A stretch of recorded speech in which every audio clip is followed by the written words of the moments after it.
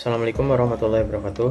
Di video ini kami akan mempresentasikan mengenai perencanaan dan pengendalian produksi pertemuan 3 tentang peramalan produksi. Oke, untuk pengertian peramalan produksi sendiri itu adalah teknik atau metode yang digunakan untuk memprediksi jumlah produk yang harus diproduksi dalam suatu periode tertentu berdasarkan data historis, tren pasar, serta faktor eksternal lainnya. Tujuan utamanya yaitu adalah untuk memastikan keseimbangan antara permintaan dan penawaran, menghindari kelebihan dan kekurangan produksi, serta meningkatkan efisiensi bisnis.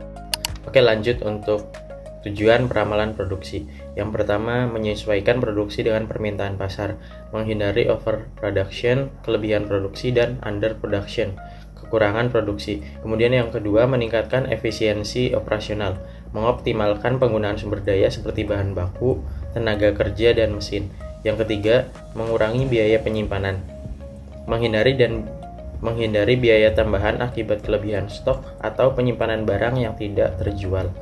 Kemudian yang keempat, mempermudah perencanaan keuangan, menentukan anggaran produksi, investasi, dan kebutuhan modal kerja.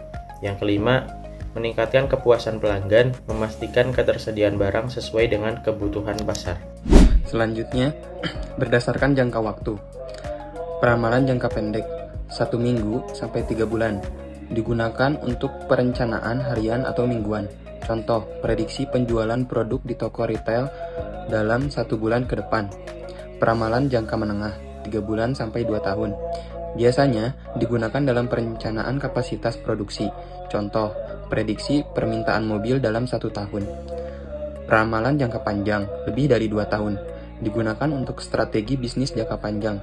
Contoh, perkiraan jumlah produksi untuk ekspansi bisnis ke wilayah baru. Berdasarkan metode yang digunakan.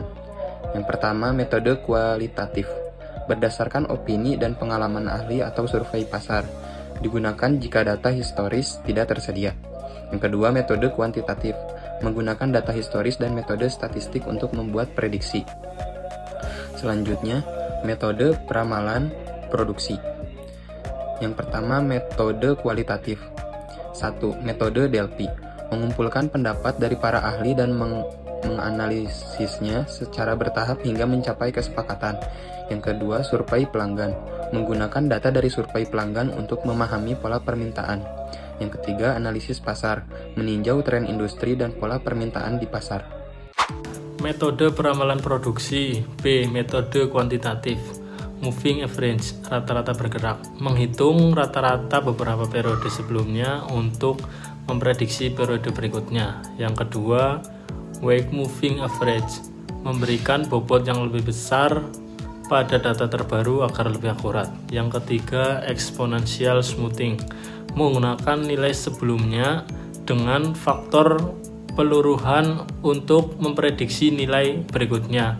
Keempat, regresi linier, menggunakan hubungan antara dua variabel untuk memperkirakan tren produksi berdasarkan waktu.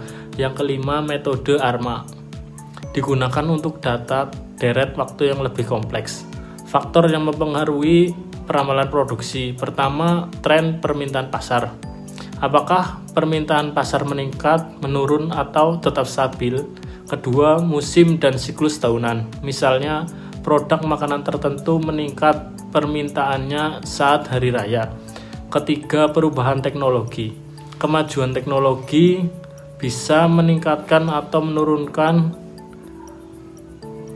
permintaan suatu produk. Yang keempat, kondisi ekonomi dan kebijakan pemerintah. Inflasi, suku bunga, dan regulasi dapat mengaruhi produksi. Langkah-langkah peramalan produksi. Yang pertama, pengumpulan data, menggunakan data historis penjualan dan produksi. Yang kedua, memilih metode peramalan, menentukan apakah menggunakan metode kualitatif atau kuantitatif. Yang ketiga, analisis data, menganalisis tren dan pola data untuk menentukan strategi produksi. Yang keempat, melakukan perhitungan, menggunakan metode peramalan yang dipilih untuk membuat prediksi. Yang kelima, evaluasi dan koreksi, memeriksa akurasi hasil peramalan dan melakukan perbaikan jika perlu. Kita masuk kepada contoh kasus, misalkan sebuah toko pakaian mencatat penjualan 3 bulan terakhir 500, 550, dan 600 unit. Maka menggunakan metode moving average Prediksi bulan keempatnya adalah 500 ditambah 550 ditambah 600 dibagi 3 sama dengan 550 unit. Jika ingin mempertimbangkan data terbaru lebih besar, gunakan weighted moving average, misal bobot 0,2, 0,3, atau 0,5. Contohnya, 500 dikali 0,2 ditambah 550 dikali 0,3 ditambah 600 kali 0,5, maka jumlahnya adalah 570 unit. Sekian presentasi dari kelompok kami.